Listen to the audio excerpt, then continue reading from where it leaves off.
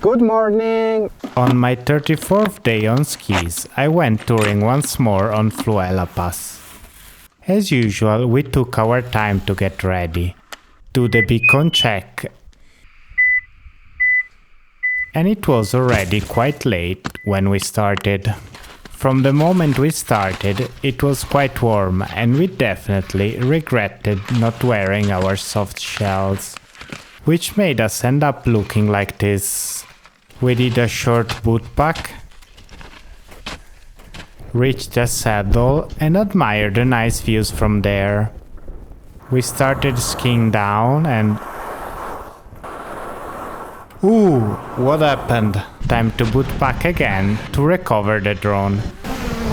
The day ended with some fun skiing on spring snow.